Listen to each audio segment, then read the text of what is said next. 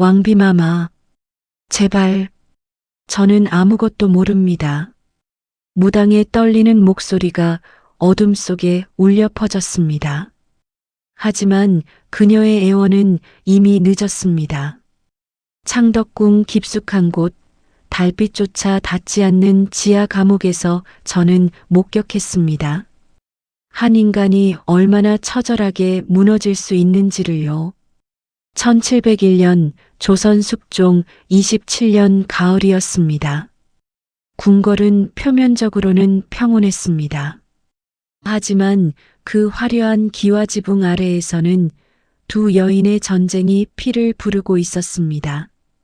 한 명은 중전의 자리에서 쫓겨난 후 다시 그 자리를 되찾은 여인 장희빈, 그리고 다른 한 명은 조용히 그러나 확고하게 왕의 총애를 받으며 세자의 어머니가 된 여인 숙빈 최씨. 저는 당시 승정원 주서로 일하며 궁중의 모든 기록을 남기는 임무를 맡고 있었습니다. 그날도 평소처럼 업무를 보고 있었는데 갑자기 내관 하나가 숨을 헐떡이며 달려왔습니다.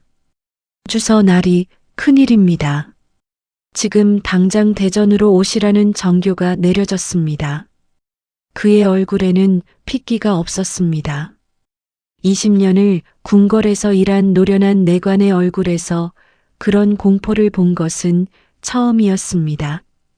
제 등골에 식은땀이 흘러내렸습니다. 대전에 도착했을 때 저는 제 눈을 의심했습니다. 숙종의 얼굴은 창백했고 두 손은 주먹을 쥔 채 부들부들 떨리고 있었습니다. 그 옆에는 숙빈 최 씨가 비단 이불을 뒤집어 쓴 채 침상에 누워 있었습니다. 그녀의 얼굴 역시 핏기 하나 없이 창백했고 입술은 바짝 말라 있었습니다. 이것을 보라. 숙종이 내민 것은 작은 나무 인형이었습니다. 처음에는 그저 아이들의 장난감처럼 보였습니다. 하지만 가까이 다가가자 제 심장이 멎는 듯 했습니다. 인형의 가슴팔 다리에는 수십 개의 바늘이 박혀 있었고 등에는 붉은 글씨로 이름이 적혀 있었습니다. 최 씨. 그것도 모자라 인형의 목에는 가느다란 명주실이 감겨 있었고 그 실은 마치 목을 조르듯 단단히 묶여 있었습니다.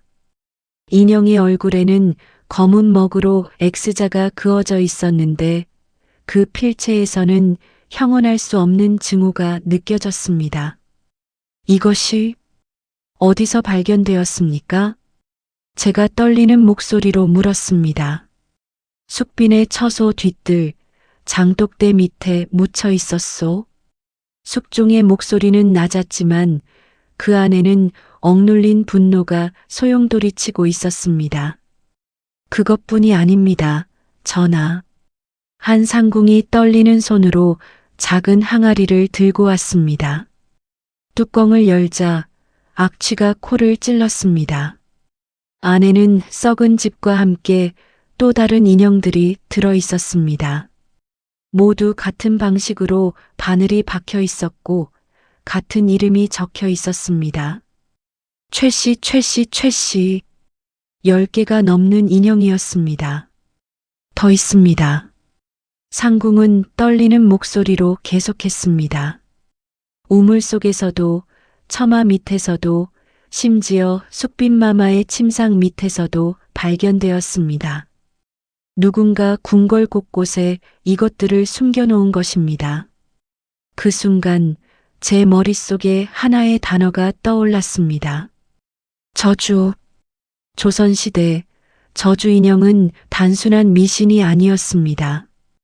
그것은 사람을 죽이려는 명백한 살인 의도였고 특히 왕실 사람을 대상으로 한 저주는 영모와 다름없었습니다. 발각되면 삼족이 멸해도 모자랄 중죄였습니다. 즉시 조사하라. 누가 이런 짓을 했는지 밝혀내지 못하면 궁중 모든 이들을 문초하겠다. 숙종의 명이 떨어졌습니다. 다음 날부터 궁궐은 아비규환이었습니다.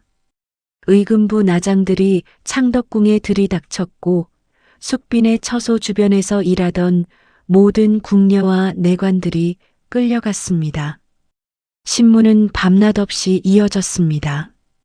비명소리가 담장 너머로 들려왔고 피를 토하며 쓰러지는 사람들의 이야기가 궁궐을 떠돌았습니다. 사흘째 되던 날 드디어 첫 번째 자백이 나왔습니다. 무당입니다. 궁 밖에 무당이 드나들었다고 합니다. 취조를 받던 한 궁녀가 피를 토하며 말했습니다. 누구의 지시로? 모릅니다. 하지만 밤중에 몰래 서쪽 담장 너머로. 그녀는 더 이상 말을 잇지 못했습니다. 혀가 붓고 목이 쉬어 소리가 나오지 않았던 것입니다. 하지만 그것으로 충분했습니다. 의금부는 즉시 움직였습니다. 서울 장안의 무당들이 하나하나 색출되기 시작했습니다. 그리고 나흘째 되던 날 새벽 드디어 한 무당이 체포되었습니다. 남산 기슭에 움막을 짓고 살던 여인이었는데 그녀의 처소에서 결정적인 증거가 나왔습니다. 붉은 천에 쌓인 인형 6개. 아직 바늘이 박히지 않은 새 인형들이었습니다.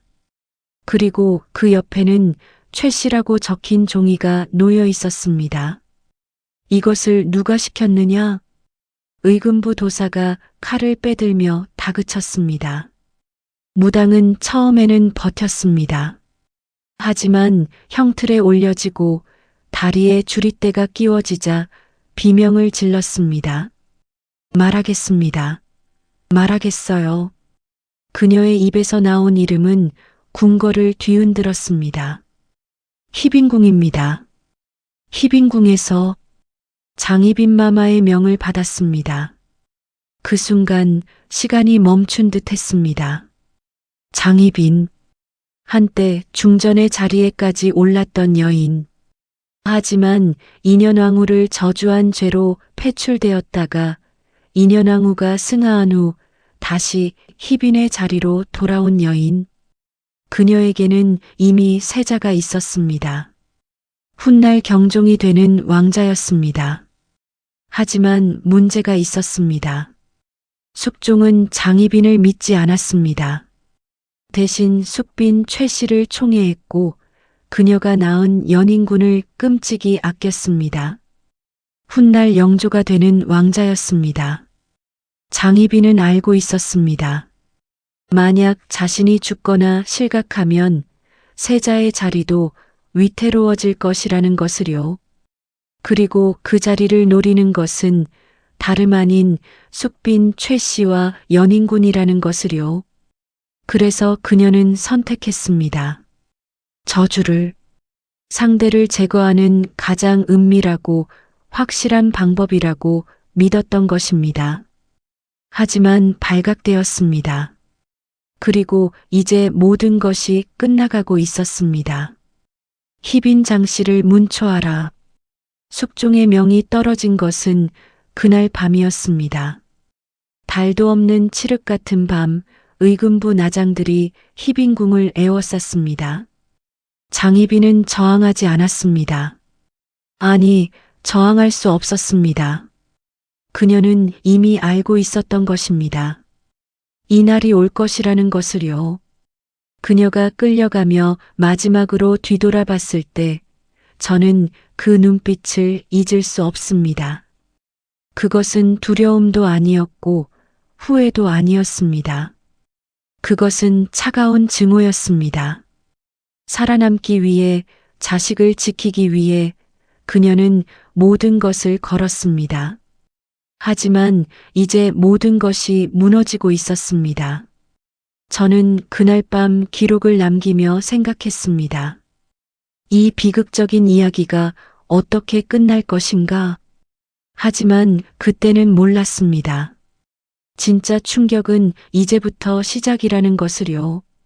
그리고 이 사건의 배후에는 제가 상상조차 못했던 더 깊고 어두운 진실이 숨어 있다는 것을요.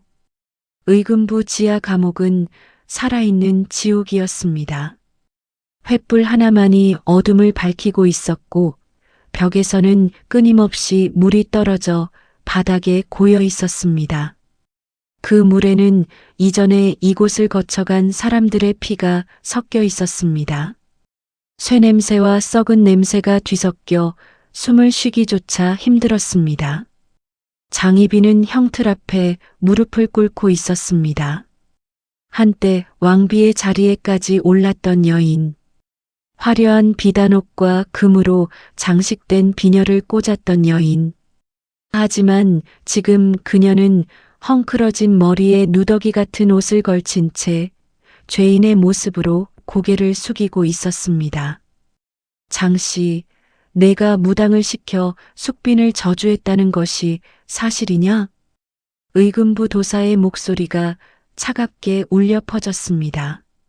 장희빈은 대답하지 않았습니다. 그저 입술을 꽉 깨물고 있을 뿐이었습니다. 피가 입술에서 흘러내렸지만 그녀는 꿈쩍도 하지 않았습니다. 대답하지 않으면 형을 가할 것이다. 여전히 침묵. 도사가 손짓하자 나장 2명이 다가왔습니다. 그들은 장희빈의 양팔을 붙잡고 형틀에 고정시켰습니다. 주리대가 그녀의 다리 사이에 끼워졌습니다. 마지막으로 묻는다. 인정하느냐? 그제야 장희빈이 고개를 들었습니다. 저는 그 순간을 평생 잊지 못할 것입니다. 그녀의 눈에는 눈물이 아니라 불꽃이 타오르고 있었습니다. 그것은 패배한 자의 눈빛이 아니었습니다. 오히려 마지막까지 싸우겠다는 의지가 담겨 있었습니다. 인정한다면 나는 왜 그럴 수밖에 없었는지도 말할 수 있겠소? 그녀의 목소리는 떨리지 않았습니다. 도사는 잠시 망설이다가 고개를 끄덕였습니다. 저는 붓을 들고 그녀의 말을 받아 적을 준비를 했습니다. 이것이 공식 기록으로 남을 것이었습니다. 장희빈이 입을 열었습니다. 1680년 나는 궁궐에 들어왔소. 그녀의 목소리는 낮았지만 그 안에는 20년의 세월이 담겨 있었습니다. 나는 역관의 딸이었소. 양반도 아닌 중인의 딸. 하지만 아름답다는 이유로 수건의 자리에 올랐지.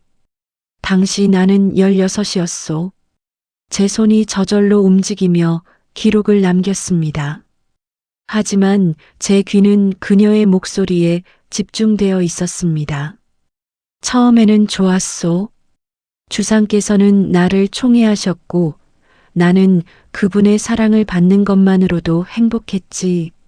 하지만 그녀가 잠시 말을 멈췄습니다. 손가락이 부들부들 떨렸습니다. 인현왕후가 있었소. 그 이름을 말할 때 장희빈의 목소리가 변했습니다. 그것은 증오였습니다. 깊고 어둡고 끈적한 증오였습니다. 민씨 집안의 딸, 명문가의 적통, 왕비의 자리. 나는 아무리 총애를 받아도 그녀의 아래였소. 내가 주상의 아이를 임신했을 때조차 나는 그저 후궁일 뿐이었지. 1688년 장희빈은 왕자를 낳았습니다. 훗날 경종이 되는 아이였습니다. 그 공으로 그녀는 희빈의 자리에 올랐지만 여전히 중전은 인현왕후였습니다. 내 아들은 세자가 되어야 했소. 하지만 인현왕후가 살아있는 한 내 아들의 지위는 불안했지. 그래서 나는 장희빈의 목소리가 점점 낮아졌습니다.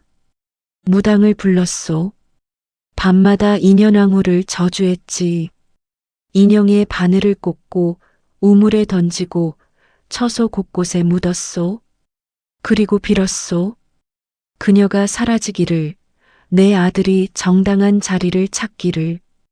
1694년 마침내 그녀의 소원이 이루어졌습니다. 2년왕 후가 패출되었습니다.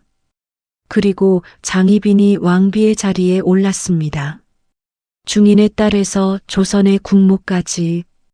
그것은 전례 없는 일이었습니다. 나는 이겼다고 생각했소. 장희빈의 입가에 쓸쓸한 미소가 번졌습니다. 드디어 내가 정당한 자리를 찾았다고, 내 아들이 안전해졌다고 믿었지. 하지만 그녀의 미소가 사라졌습니다. 1701년 2년왕 후가 돌아왔소. 그 한 문장에 모든 것이 담겨 있었습니다. 숙종은 마음을 바꿨습니다. 장희빈을 패하고 2년왕 후를 다시 중전으로 맞이했습니다. 장희빈은 희빈으로 강등되었고 그녀의 모든 권력은 하루아침에 무너졌습니다. 그 굴욕을 아시오? 내가 앉았던 자리에 그녀가 다시 앉는 것을, 내 궁궐을 그녀가 다시 차지하는 것을, 내 아들이 다시 불안에 떠는 것을. 장희빈의 목소리가 높아졌습니다. 감옥 안이 울렸습니다. 그리고 몇 달 후 2년왕 후가 죽었소. 1701년 8월 2년왕 후가 갑자기 승하했습니다. 원인은 알 수 없었습니다. 하지만 모두가 의심했습니다. 저주 때문이라고. 사람들은 내가 또다시 저주했다고 믿었지. 하지만 나는 하지 않았소. 그때는 하지 않았단 말이오.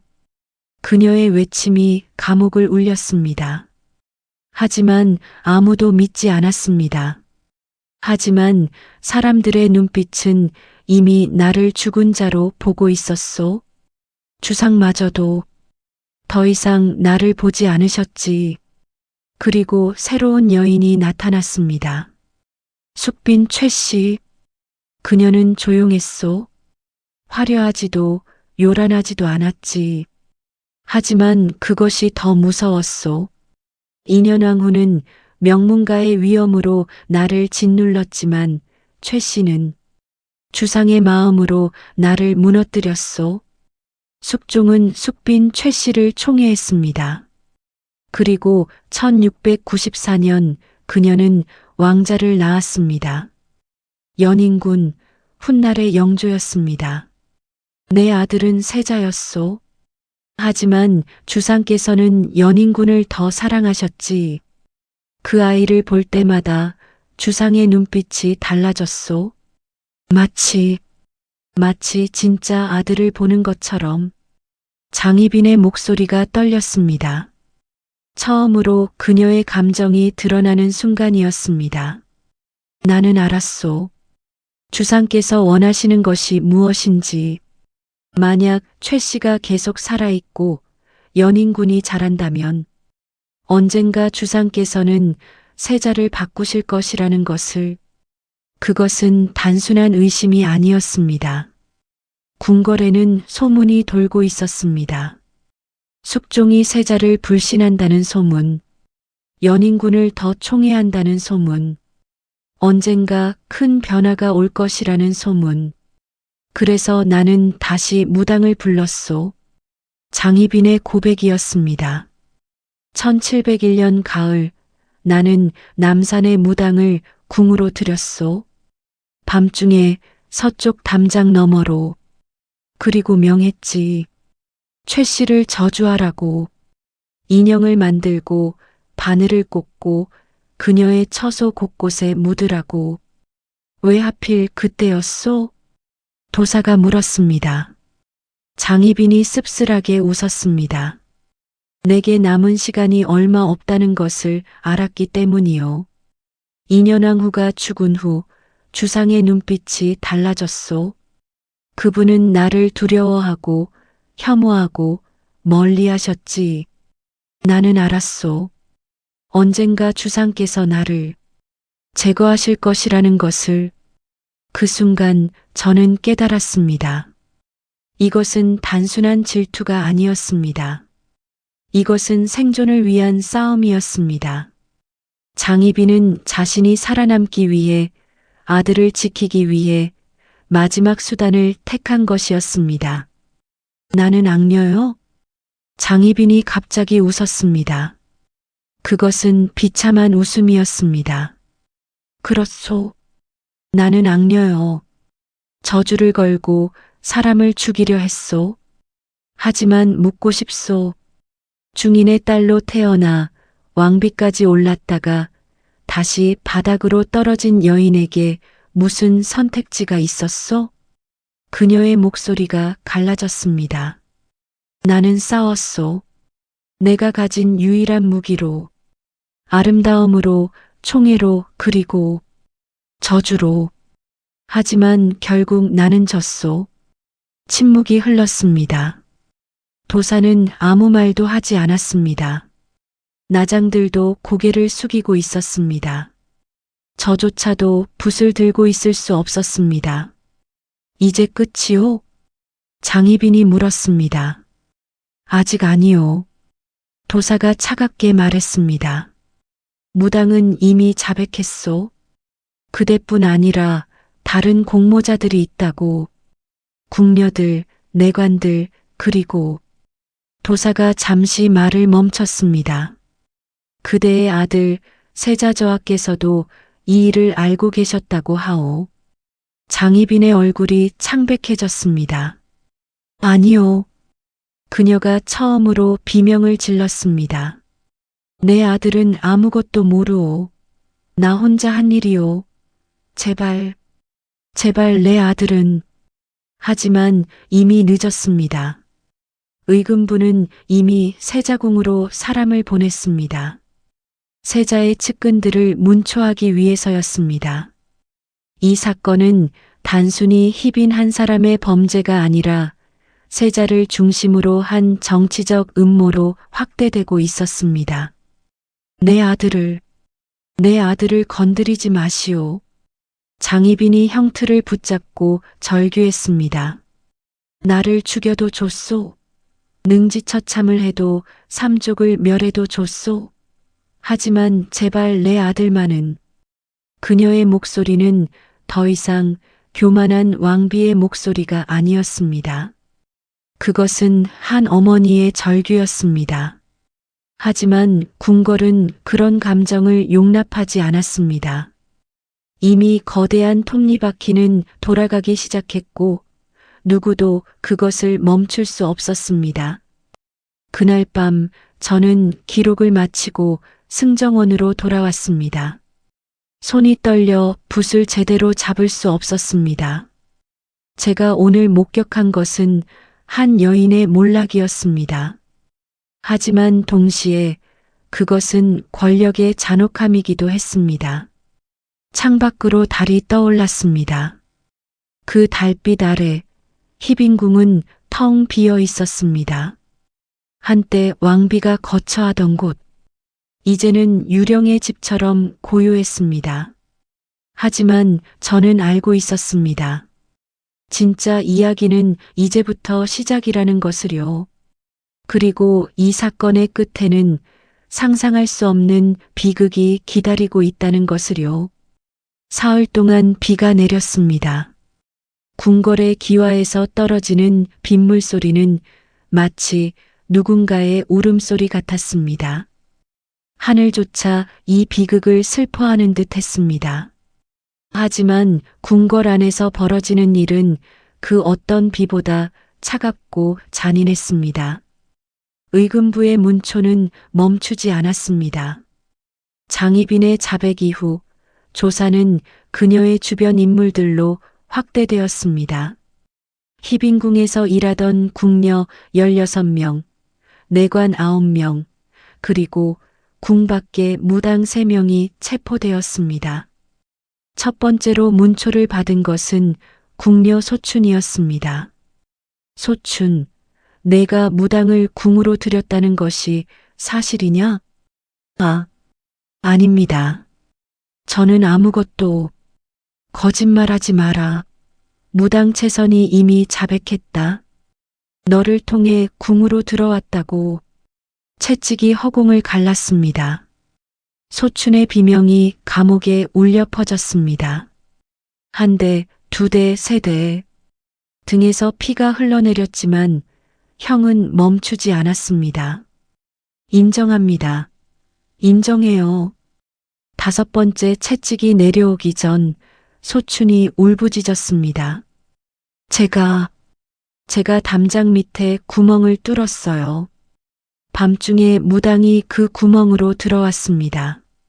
하지만 저는 시키는 대로만 했을 뿐이에요. 누가 시켰느냐? 희빈마마께서 직접 명하셨습니다. 저는 그 장면을 기록하며 손이 떨렸습니다. 소춘은 고작 23이었습니다. 아직 어린 나이에 그녀는 주인의 명령을 따랐을 뿐이었습니다. 하지만 그것만으로도 그녀는 영모에 가담한 죄인이 되었습니다. 다음은 내관 김응서였습니다. 그는 희빈궁에서 20년을 일한 노련한 내관이었습니다. 장희빈이 수건이었을 때부터 그녀를 보좌했던 사람이었습니다. 김응서, 내가 저주 인형을 숙빈의 처소에 묻었다는 것이 사실이냐? 김응서는 대답하지 않았습니다. 그의 얼굴은 굳어 있었고 입술은 굳게 다물어져 있었습니다. 주릿대를 가져와라. 나장들이 움직였습니다. 김응서의 다리 사이에 주릿대가 끼워졌습니다. 그리고 천천히, 아주 천천히 조여지기 시작했습니다. 신음이 새어나왔습니다. 하지만 김응서는 여전히 입을 열지 않았습니다. 더 조여라. 뼈가 삐걱거리는 소리가 들렸습니다. 김응서의 얼굴이 일그러졌고 이마에서 식은땀이 흘러내렸습니다. 그러나 그는 버텼습니다. 왜 말하지 않는 게냐? 다른 자들은 모두 자백했다. 너만 버틴다고 해서 달라질 것은 없다. 도사가 소리쳤습니다. 김응서가 피를 토하며 말했습니다. 달라지는 것이 있습니다. 무엇이냐? 저희 충성입니다. 그 한마디에 감옥이 조용해졌습니다. 희빈마마께서는 저를 구해주신 분입니다. 제가 죄를 지어 죽을 위기에 처했을 때 마마께서 저를 살려주셨습니다. 그 은혜를 저는 죽어도 잊을 수 없습니다. 김응서의 목소리는 떨렸지만 그 안에는 흔들리지 않는 믿음이 있었습니다. 그래서 너는 저주에 가담했단 말이냐? 은혜를 갚는다는 이유로? 저주가 아닙니다. 김응서가 고개를 들었습니다. 그것은 생존이었습니다. 희빈마마와 세자저하를 지키기 위한 마지막 수단이었습니다. 저는 후회하지 않습니다. 도사는 더 이상 묻지 않았습니다. 김응서는 끝까지 자세한 내용을 밝히지 않았고 결국 형장에서 숨을 거두었습니다. 하지만 그의 죽음은 헛되지 않았습니다. 다른 내관들과 궁녀들이 차례로 입을 열기 시작했기 때문입니다. 두려움 때문이었을까요? 아니면 김응서의 죽음이 무의미하다고 생각했기 때문이었을까요? 그들은 하나둘씩 진실을 털어놓기 시작했습니다. 인형은 모두 12개였습니다. 궁녀 월선이 말했습니다. 무당 채선이 만들었고 희빈마마께서 직접 바늘을 꽂으셨습니다. 그리고 명하셨습니다. 숙빈마마의 처소 곳곳에 묻으라고. 언제였느냐? 작년 가을부터 올해 봄까지입니다. 거의 반년 동안. 반년. 그 말에 저는 등골이 오싹해졌습니다. 이것은 충동적인 범죄가 아니었습니다. 장희빈은 반년 동안 치밀하게, 집요하게 숙빈 최 씨를 저주해왔던 것입니다. 더 있습니다. 또 다른 궁녀 춘심이 떨리는 목소리로 말했습니다. 인형만이 아니었습니다.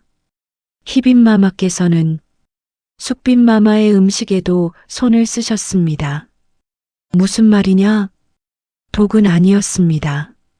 하지만 몸을 상하게 하는 약재들을 조금씩, 아주 조금씩 섞으셨습니다. 그 순간 퍼즐이 맞춰지기 시작했습니다. 숙빈 최 씨는 작년부터 몸이 좋지 않았습니다. 원인 모를 두통과 어지럼증에 시달렸고 식욕이 떨어지고 기력이 약해졌습니다. 어이들이 진찰했지만 뚜렷한 병명을 찾을 수 없었습니다. 하지만 이제 이유를 알 것 같았습니다. 저주 인형과 함께 장희빈은 은밀하게 숙빈의 건강을 해치고 있었던 것입니다. 죽이지는 않되 서서히 약하게 만들어 마치 인현왕후처럼 춘심, 내가 직접 음식에 약재를 섞었느냐? 아닙니다. 저는 그저 전달만 했습니다. 누가 섞었느냐? 춘심이 고개를 숙였습니다. 상궁, 박상궁께서. 박상궁, 희빈궁의 최고 상궁이자 장희빈이 가장 신뢰하던 사람이었습니다. 그녀는 장희빈이 수건이었을 때부터 30년을 함께한 측근 중의 측근이었습니다. 박상궁을 데려와라. 도사의 명령이 떨어졌습니다. 하지만 박상궁은 이미 이 세상 사람이 아니었습니다. 보고 드립니다. 박상궁이 스스로 목을 메었습니다. 나장이 급히 달려와 보고했습니다. 무엇? 희빈궁 처소에서 발견되었습니다. 이미 숨이 끊어진 상태입니다. 모두가 충격에 빠졌습니다. 박상궁은 이 모든 진실을 알고 있던 핵심 인물이었습니다. 그녀가 죽었다는 것은 많은 증거들이 함께 사라졌다는 의미였습니다. 하지만 박상궁의 처소에서 놀라운 것이 발견되었습니다. 이것을 보십시오. 나장이 가져온 것은 작은 나무 상자였습니다. 그 안에는 여러 장의 종이가 들어 있었습니다. 편지들이었습니다. 장희빈이 박상궁에게 보낸 편지들. 그 안에는 저주의 계획이 상세히 적혀 있었습니다. 최 씨를 제거해야 한다. 그녀가 살아있는 한 세자의 자리는 안전하지 않다. 무당을 더 불러라. 인형이 부족하다. 최 씨의 처소 곳곳에 더 묻어야 한다. 약재를 바꿔라. 이전 것은 효과가 약하다. 더 강한 것으로. 하나하나 읽을수록 제 손이 떨렸습니다. 이것은 단순한 저주가 아니었습니다. 이것은 치밀하게 계획된 살인 시도였습니다. 이 편지들을 주상께 올려라. 도사가 명했습니다. 그날 밤 숙종은 편지들을 읽었습니다. 저는 대전 밖에서 대기하고 있었습니다. 안에서는 아무 소리도 들리지 않았습니다. 하지만 그 정적이 더 무서웠습니다. 한참이 지나서 대전의 문이 열렸습니다. 숙종이 나왔습니다. 그의 얼굴은 흙빛이었고 두 손은 부들부들 떨리고 있었습니다. 희빈 장 씨에게 사약을 내린다. 그 한마디였습니다. 사약, 왕실의 여인에게 내리는 최고의 형벌. 그것은 죽음이었지만 동시에 마지막 체면을 지켜주는 자비이기도 했습니다. 그러나 희빈은 세자저하의 생모입니다. 신중히 대신 하나가 간언했습니다. 짐의 뜻이다. 숙종의 목소리는 차갑고 단호했습니다. 그녀는 2번이나 왕실을 저주했다. 인현왕후를 죽였고 이제 숙빈까지 해치려 했다. 이것은 용서받을 수 없는 죄다. 하오나 전하, 더 이상 말하지 마라. 숙종이 소리쳤습니다. 짐은 더 이상 그녀를 볼 수 없다. 그녀가 살아있는 한 궁궐에는 평화가 없을 것이다. 내일 새벽 사약을 내린다. 대신들은 더 이상 아무 말도 하지 못했습니다. 그날 밤 저는 잠을 이룰 수 없었습니다. 창밖을 바라보니 희빈궁에 불이 켜져 있었습니다. 장희빈은 무슨 생각을 하고 있을까요? 두려움일까요? 후회일까요? 아니면 여전히 증오일까요? 다음 날 새벽 사약이 희빈궁으로 향했습니다. 사약을 전하는 것은 내관의 임무였습니다. 하지만 이번에는 달랐습니다. 숙종이 직접 의금부 도사를 보냈고 승정원 주서인 제가 동행하여 모든 과정을 기록하도록 명했습니다. 희빈궁에 도착했을 때 장희빈은 이미 준비하고 있었습니다. 그녀는 깨끗한 흰 옷을 입고 머리를 단정히 빗어 올렸습니다. 화장은 하지 않았지만 그녀의 얼굴에는 묘한 평온함이 있었습니다. 오셨군요. 그녀가 조용히 말했습니다. 희빈 장씨, 주상 전하의 명이시다. 사약을 받으라. 도사가 사약이 담긴 잔을 내밀었습니다. 장희빈은 잔을 받지 않았습니다. 대신 그녀는 천천히 입을 열었습니다. 한 가지만 묻겠소. 내 아들은 세자는 괜찮소? 세자 저하께서는 무사하시다. 이 일에 연루되지 않으셨다. 그렇다면 됐소. 장희빈이 희미하게 미소 지었습니다.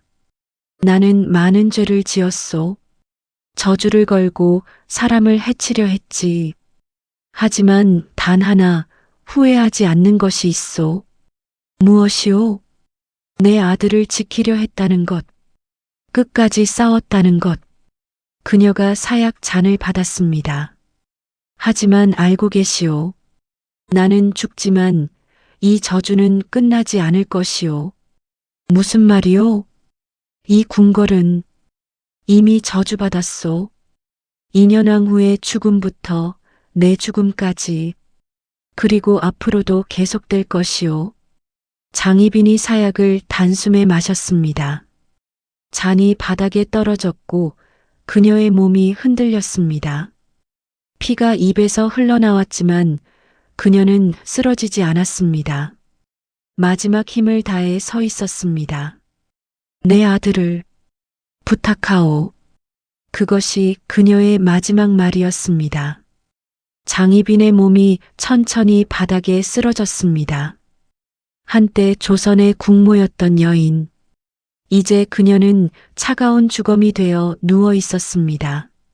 저는 그 장면을 기록하며 손이 떨렸습니다. 하지만 제가 몰랐던 것이 있었습니다. 이것은 끝이 아니라 시작이었다는 것을요. 그리고 장희빈의 마지막 말처럼 진짜 저주는 이제부터 시작될 것이라는 것을요. 왜냐하면 그날 밤 궁궐에서 이상한 일이 벌어지기 시작했기 때문입니다. 장희빈이 죽은 지 사흘째 되는 날 궁궐에 이상한 소문이 퍼지기 시작했습니다. 밤마다 희빈궁에서 울음소리가 들린다고 합니다. 저도 들었습니다. 여인의 통곡 소리. 그것도 한밤중에. 궁녀들이 수군거렸습니다. 저는 미신이라고 생각하며 무시하려 했지만 그날 밤 직접 목격하고 말았습니다. 달이 없는 어두운 밤이었습니다. 저는 승정원에서 늦게까지 기록을 정리하고 있었습니다. 장희빈 사건의 모든 과정을 실록에 남기는 작업이었습니다. 자정이 넘어서야 일을 마치고 숙소로 돌아가려는데 갑자기 소름 끼치는 소리가 들렸습니다. 으아. 그것은 울음이었지만 동시에 비명이기도 했습니다. 희빈궁 쪽에서 들려오는 소리였습니다. 제 발걸음이 저절로 그쪽으로 향했습니다. 가까이 다가갈수록 소리는 더욱 선명해졌습니다. 내 아들, 내 아들을. 여인의 목소리였습니다. 하지만 희빈궁은 텅 비어 있었습니다. 장희빈이 죽은 후 그곳에는 아무도 없었습니다. 제 심장이 미친 듯이 뛰었습니다. 그때 뒤에서 누군가 제 어깨를 잡았습니다.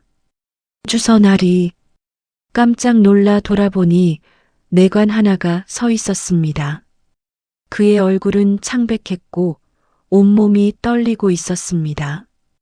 여기서 뭐 하십니까? 빨리 피하셔야 합니다. 무슨? 희빈마마의 원혼입니다.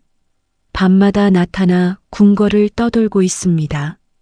그는 진심으로 두려워하고 있었습니다.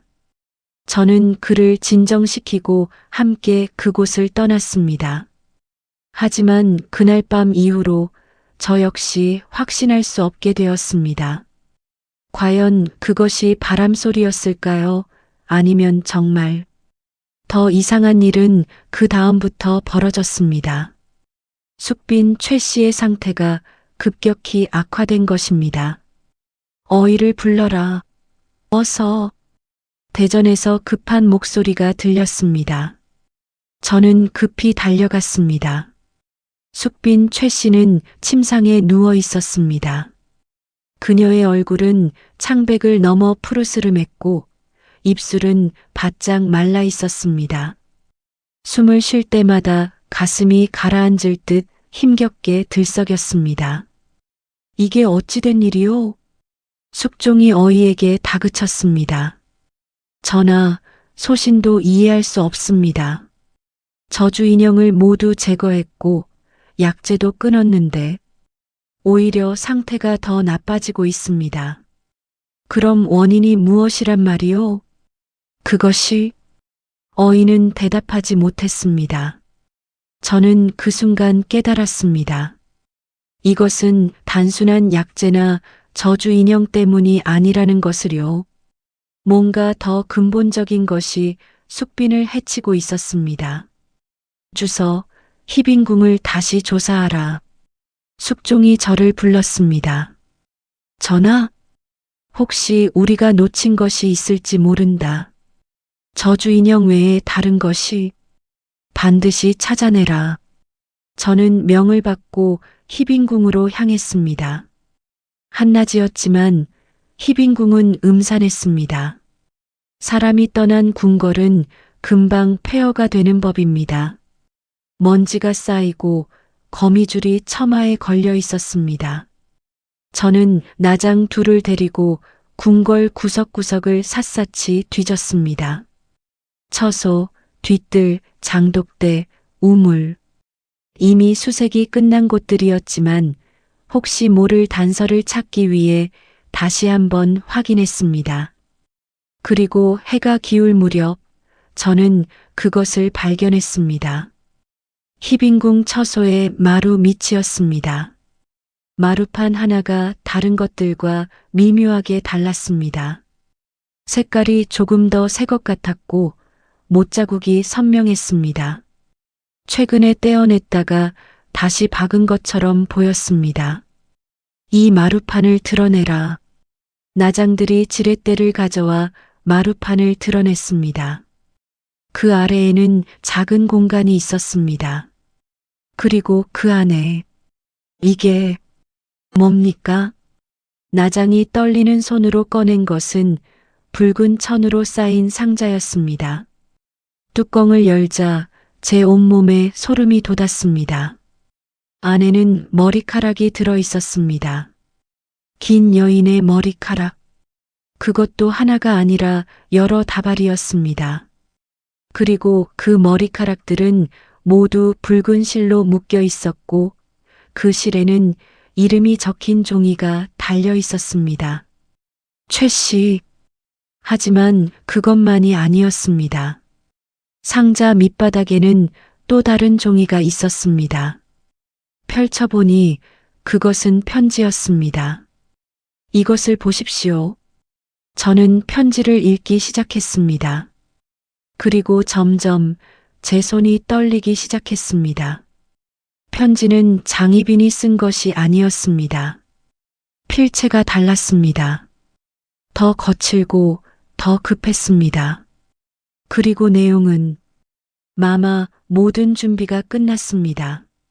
최 씨의 머리카락을 구했고 무당에게 전달했습니다. 하지만 마마께서 염려하시는 것처럼 이것만으로는 부족할 것 같습니다. 무당이 말하길 진짜 저주가 효과를 발휘하려면 피가 필요하다고 합니다. 최 씨의 피를. 편지는 거기서 끊겨 있었습니다. 박상궁. 저는 중얼거렸습니다. 이것은 박상궁이 장희빈에게 보낸 편지였습니다. 하지만 왜 이것이 여기에? 그때 제 머릿속에 번개가 쳤습니다. 박상궁은 스스로 목숨을 끊었습니다. 그런데 왜 이 편지를 숨긴 채 죽었을까요? 왜 불태우지 않았을까요? 답은 하나뿐이었습니다. 누군가에게 발견되기를 원했다. 하지만 왜? 무엇을 위해? 저는 편지를 다시 자세히 읽었습니다. 그리고 한 문장에 시선이 멈췄습니다. 마마께서 염려하시는 것처럼. 마마께서 염려하시는 것. 장희빈이 염려했던 것은 무엇이었을까요? 저주가 실패할 것? 아니면 주선아리. 이것을 보십시오. 나장이 상자 바닥에서 또 다른 것을 발견했습니다. 그것은 작은 도자기 병이었습니다. 뚜껑을 열자 역한 냄새가 풍겼습니다. 이것은 독입니까? 나장이 물었습니다. 저는 병을 가만히 들여다봤습니다. 안에는 검은색 액체가 들어 있었습니다. 저는 의학 지식이 없었지만 본능적으로 느낄 수 있었습니다. 이것은 위험한 것이라고. 이것을 즉시 어이에게 가져가라. 성분을 분석하도록. 다음 날 아침 충격적인 결과가 나왔습니다. 전하, 이것은 독이 아닙니다. 어이가 보고했습니다. 그럼 무엇이오? 이것은 약입니다. 하지만 아주 특별한 약입니다. 어떤 약이요? 어이가 떨리는 목소리로 말했습니다. 이것은 사람의 정신을 혼미하게 만드는 약입니다. 조금씩 오랜 기간 복용하면 판단력이 흐려지고 의심이 깊어지며 결국에는 정상적인 사고를 할 수 없게 됩니다. 그 순간 대전이 조용해졌습니다. 그런데 이 약의 성분이 특이합니다. 희빈마마께서 복용하셨던 것으로 추정됩니다. 무엇? 숙종이 벌떡 일어났습니다. 확실하오? 예, 전하. 희빈마마의 처소에서 발견된 다기에서 같은 성분이 검출되었습니다. 모든 퍼즐이 맞춰지기 시작했습니다. 장희빈이 저주를 시작한 시기, 그녀의 행동이 점점 더 극단적으로 변한 시기, 모두 이 약을 복용하기 시작한 시기와 일치했습니다. 그럼 누가 희빈에게 이 약을 먹였단 말이오? 숙종의 물음에 아무도 대답하지 못했습니다. 하지만 저는 알고 있었습니다. 박상궁이었습니다. 그녀는 장희빈에게 가장 가까운 사람이었습니다. 차를 올리고 식사를 준비하고 모든 것을 돌보던 사람이었습니다. 그녀가 장희빈에게 약을 먹였습니다. 그리고 장희빈을 점점 더 저주에 집착하게 만들었습니다. 하지만 왜? 제가 중얼거렸을 때 갑자기 한 내관이 급히 달려왔습니다. 전하, 큰일입니다. 무슨 일이냐? 세자궁에서 편지가 발견되었습니다. 박상궁이 남긴 편지입니다. 편지는 세자, 즉 훗날의 경종에게 보내는 것이었습니다. 저는 그 편지를 읽으며 온몸이 얼어붙는 것을 느꼈습니다. 세자저하, 용서하십시오. 이 늙은 종이 저지른 죄를 용서하십시오. 소희는 희빈마마를 사랑했습니다. 30년을 함께하며 마마를 제 딸처럼 여겼습니다. 하지만 소희는 알고 있었습니다. 마마께서는 결코 승리할 수 없다는 것을. 주상 전하께서는 이미 마마를 버리셨습니다. 숙빈이 살든 죽든 마마의 운명은 이미 정해져 있었습니다. 언젠가 마마는 제거될 것이고 세자저하의 지위도 위태로워질 것입니다. 그래서 소희는 결정했습니다. 차라리 마마께서 악녀로 죽는 것이 낫겠다고. 그래야 세자저하를 지킬 수 있겠다고. 소희는 마마께 약을 드렸습니다. 저주에 집착하게 만드는 약을. 그리고 모든 증거를 남겼습니다. 마마께서 숙빈을 저주했다는 증거를. 마마께서 죽으시면 사람들은 말할 것입니다. 저주 때문에 숙빈이 아팠다고. 장희빈이 모든 악의 근원이었다고.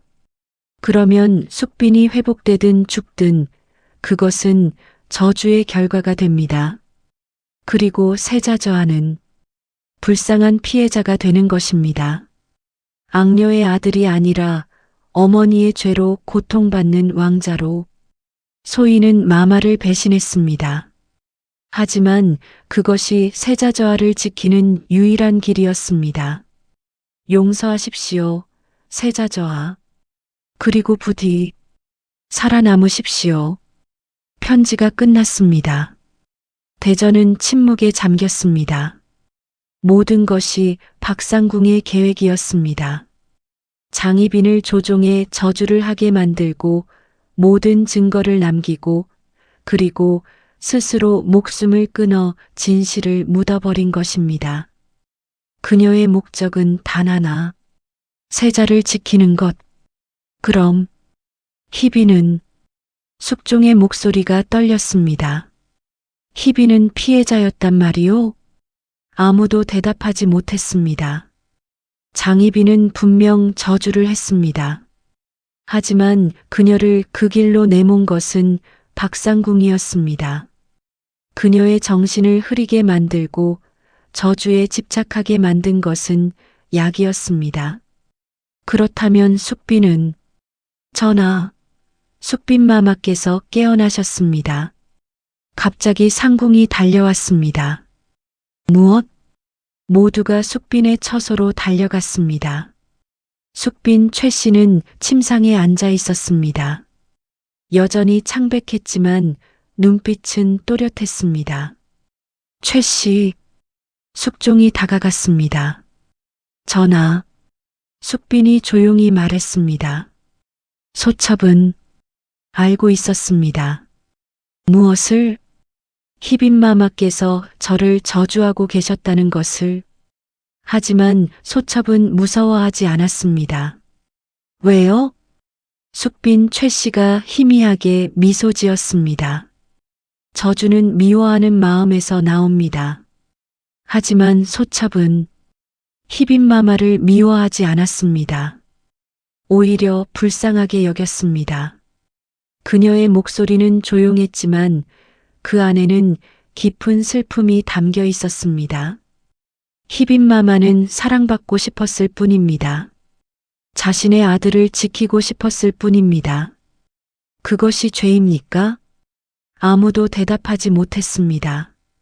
소첩이 아팠던 것은 저주 때문이 아니었습니다. 이 궁궐의 슬픔 때문이었습니다.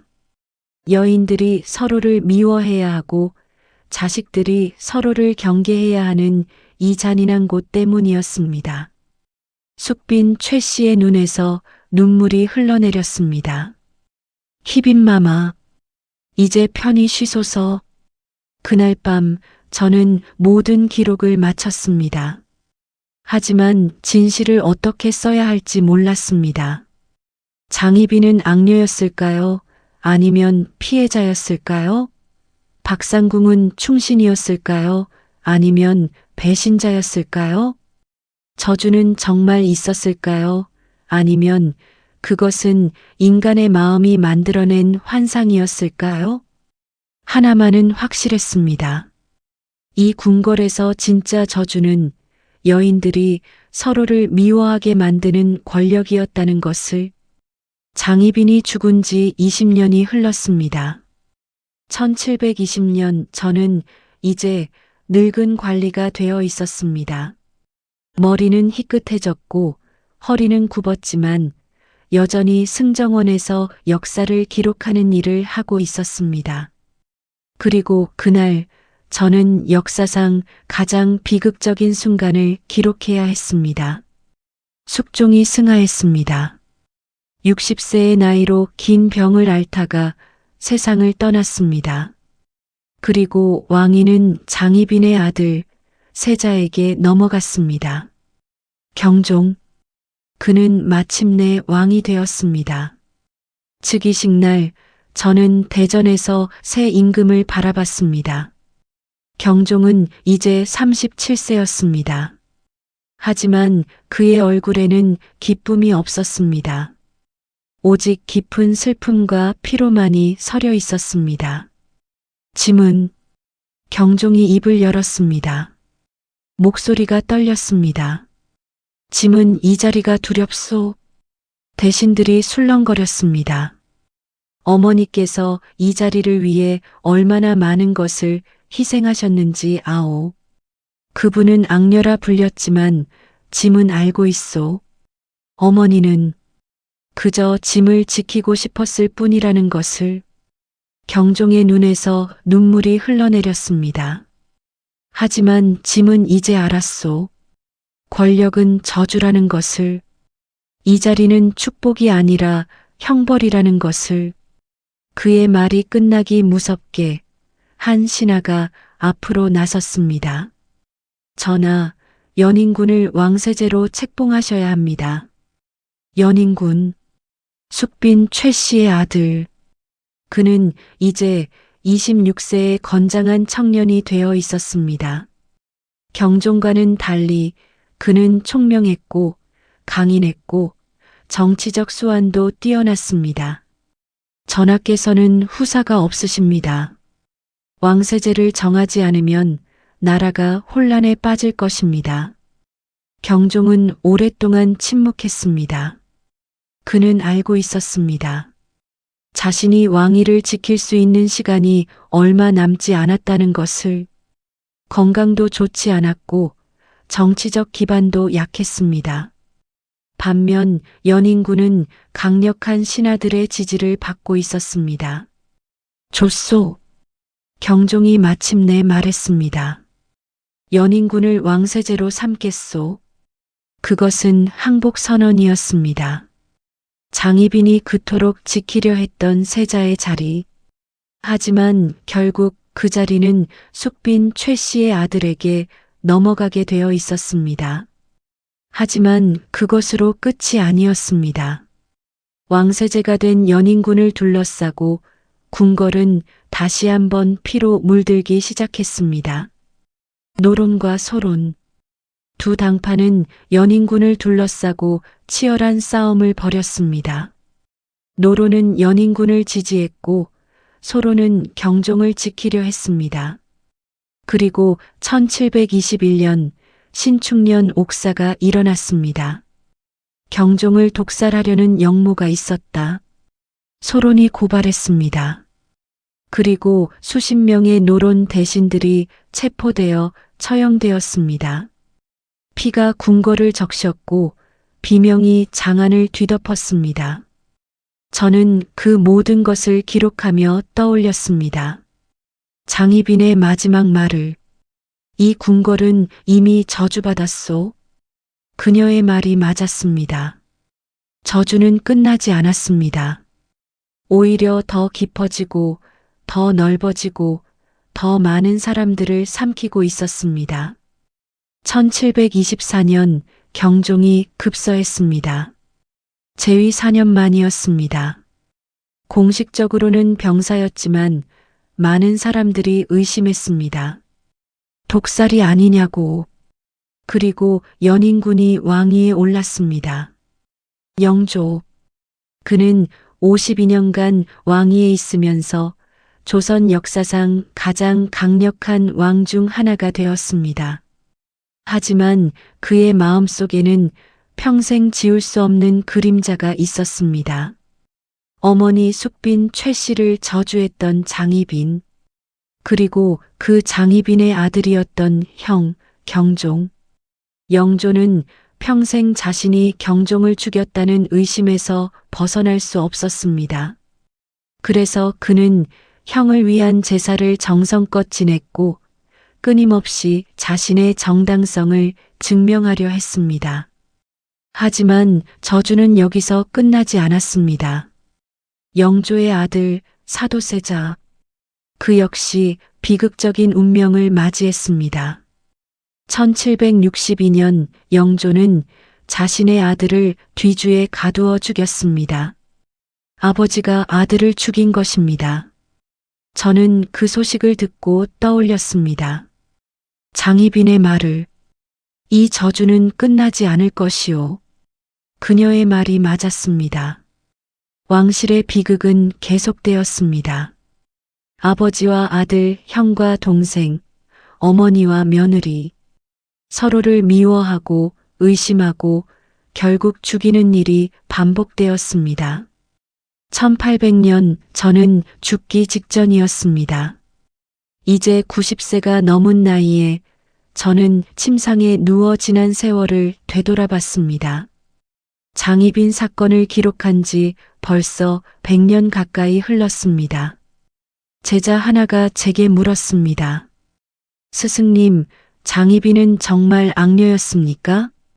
저는 오랫동안 생각했습니다. 악녀. 저는 천천히 입을 열었습니다. 그 단어로는 그녀를 설명할 수 없다. 그녀는 야망을 가진 여인이었고, 사랑을 원했던 여인이었고, 자식을 지키려 했던 어머니였다. 그렇다면 누가 잘못한 것입니까? 장희빈입니까? 숙빈 최 씨입니까? 아니면 박상궁입니까? 저는 고개를 저었습니다. 아무도, 그리고 모두. 제자가 의아한 표정을 지었습니다. 무슨 말씀이십니까? 그들은 모두 피해자였다. 진짜 문제는 그들이 아니었다. 진짜 문제는. 저는 창밖을 바라봤습니다. 궁궐의 기와가 보였습니다. 이 시스템이었다. 여인들을 경쟁시키고 자식들을 적으로 만들고 사랑을 권력 투쟁으로 바꾸는 이 잔인한 시스템이. 그렇다면 저주는 정말 있었던 것입니까? 저는 쓸쓸하게 웃었습니다. 저주는 있었다. 하지만 그것은 인형이나 무당이 아니었다. 진짜 저주는. 저는 숨을 길게 내쉬었습니다. 왕궁이라는 감옥이었다. 그 안에서 여인들은 생존을 위해 싸워야 했고, 사랑은 무기가 되었고, 모성은 집착으로 변했다. 그것이 진짜 저주였다. 제자는 아무 말도 하지 못했습니다. 장희빈과 숙빈 최 씨, 그들은 적이 아니었다. 하지만 궁궐이 그들을 적으로 만들었다. 경종과 영조, 그들은 형제였다. 하지만 왕위가 그들을 원수로 만들었다. 저는 눈을 감았습니다. 이것을 기억해라. 역사를 기록할 때 단순히 누가 선이고 누가 악인지를 판단하지 마라. 그들을 그렇게 만든 구조를 봐야 한다. 그래야 같은 비극이 반복되지 않는다. 그것이 제 마지막 가르침이었습니다. 며칠 후 저는 숨을 거뒀습니다. 하지만 제가 남긴 기록은 살아남았습니다. 장희빈의 이야기, 숙빈 최 씨의 이야기, 그리고 왕궁의 비극이 담긴 기록. 후대 사람들은 그 기록을 읽으며 판단할 것입니다. 누가 옳고 누가 그른지, 누가 피해자이고 누가 가해자인지. 하지만 저는 바랍니다. 그들이 단순히 개인을 비난하는데 그치지 않기를. 왜 그런 비극이 일어날 수밖에 없었는지를 생각하기를. 장희빈은 악녀였을까요? 아마도 그녀는 자신의 시대가 허락한 방식으로 싸웠을 뿐입니다. 여자로 태어나 권력을 가질 수 없었기에 남자를 통해 권력을 추구했습니다. 어머니로서 아들을 지킬 수 없었기에 저주라는 극단적인 방법을 택했습니다. 숙빈 최 씨는 성녀였을까요? 아마도 그녀는 자신의 방식으로 살아남았을 뿐입니다. 조용히, 온화하게 하지만 결코 물러서지 않으면서 그녀 역시 생존을 위해 싸웠습니다. 다만 그 방식이 달랐을 뿐입니다. 박상궁은 충신이었을까? 배신자였을까? 아마도 그녀는 자신이 사랑하는 사람을 지키기 위해 할 수 있는 모든 것을 했을 뿐입니다. 그것이 옳았는지 그른지는 누구도 쉽게 판단할 수 없습니다. 그들은 모두 인간이었습니다. 완벽하지 않고 때로는 잔인하고 때로는 약했던 인간. 하지만 그들이 살았던 세계는 너무나 가혹했고 선택지는 너무나 제한되어 있었습니다. 2025년 지금 이 이야기를 듣는 여러분은 더 이상 왕궁에 살지 않습니다. 더 이상 여인들이 생존을 위해 서로를 저주할 필요가 없는 세상에 살고 있습니다. 하지만 정말 그럴까요? 우리 주변을 돌아보십시오. 여전히 여성들은 경쟁을 강요받고 있지 않습니까? 여전히 권력은 사람들을 괴물로 만들고 있지 않습니까? 여전히 시스템은 사람들을 서로의 적으로 만들고 있지 않습니까? 장희빈의 저주는 끝났을까요? 아니면 여전히 다른 형태로 우리 곁에 존재하고 있는 것은 아닐까요? 이것이 제가 300년 전 기록을 남기며 전하고 싶었던 메시지입니다. 악녀를 만드는 것은 악녀 자신이 아닙니다. 악녀를 만드는 것은 그녀를 그렇게 만든 세상입니다. 비극을 끝내고 싶다면 개인을 바꾸려 하지 마십시오. 시스템을 바꾸십시오. 장희빈이여, 부디 편히 쉬소서. 당신은 악녀가 아니었습니다. 당신은 그저 살고 싶었던 한 여인이었을 뿐입니다. 그리고 숙빈 최 씨여, 당신 역시 편히 쉬소서.